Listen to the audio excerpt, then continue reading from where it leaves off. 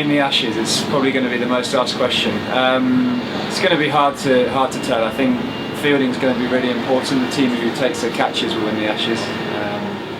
Obviously, I have a great belief England stand a very good chance, but I'm not going to do the Glenn McGrath and put a big sort of statement out.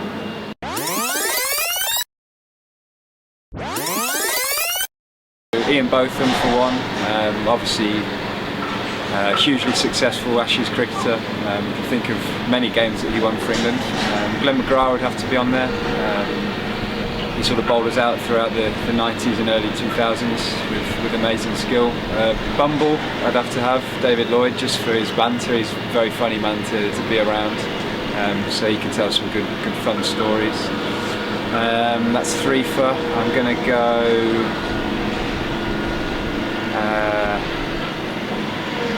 so I was going to have Mike Gatting, but because he won in 86, 87, but that food bill will go through the roof, wouldn't it? So I'm going to have to go Freddie Flintoff, because I don't think anyone will have a better series than he did in 2005, the way he affected cricket games, obviously scoring hundreds. He took fifers, took really important wickets. And I'm going to go for a current teammate in Graham Swan.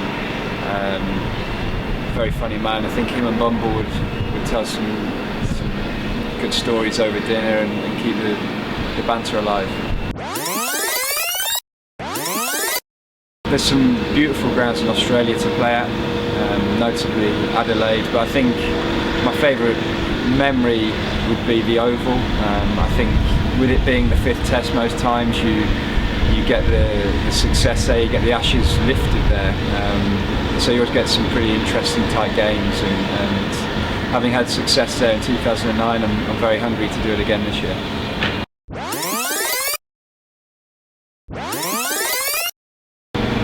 One person, I always look back at that Steve Waugh 100.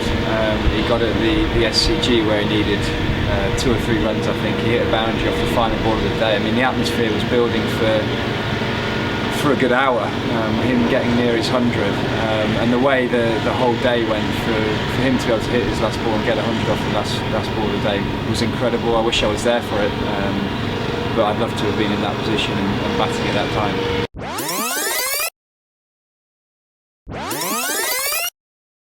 It's probably the 2009 game here. We hadn't beaten Australia here for 74 years.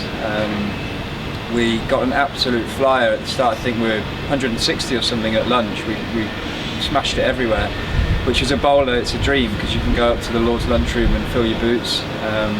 So yeah, we performed really well. I think it finished with a packed house here on the Monday and Freddie getting 5 for, and that was a very, very memorable day in my career, and obviously being at Lord's and winning here was very special. England in the second innings at Brisbane, I mean, we were behind the game in 2010. We had to bat well over a day and a bit to survive, and we ended up getting 530 odd for one. Cookie double 100, Straussy 100, Trotty 100, and I mean, that was a hugely special time to be involved. The discipline we showed to bat that amount of time eventually made us win that series, and it was brilliant to see.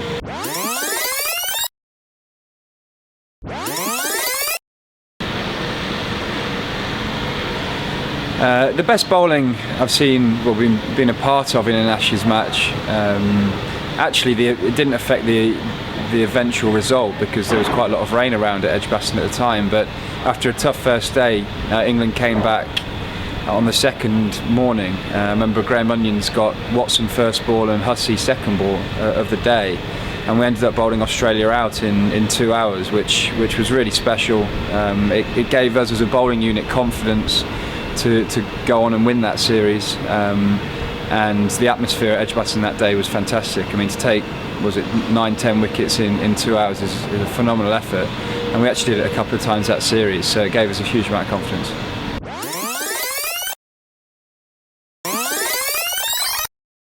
I mean, it's hard to look too far beyond the Oval in 2009, where we had to win the game, and we took 10 wickets on the fourth day to eventually do that. But actually, go back to the start of that series, where we batted out a day to save the game in Cardiff. we'd been outplayed in that Test match, and I remember Monty and Jimmy sort of surviving half an hour at the end of the day after an amazing effort from Paul Collingwood to do that, and the nerves in the changing room were unthinkable. Obviously, the build-up to the Ashes series, you don't want to go and lose your first Test, and we managed to scrape through that and win the series of, I think, 2-1 in the end. I've not felt nerves like that very often, and that was obviously the first time I had felt it in an Ashes series.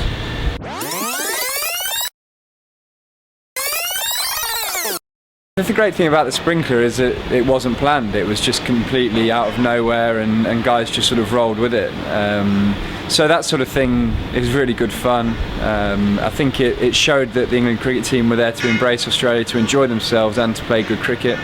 And I quite like the behind the scenes little things that the players can get towards the fans. It makes the fans feel closer to the team. But there won't be anything pre-planned, but we've got some characters in the changing room, so something might pop out.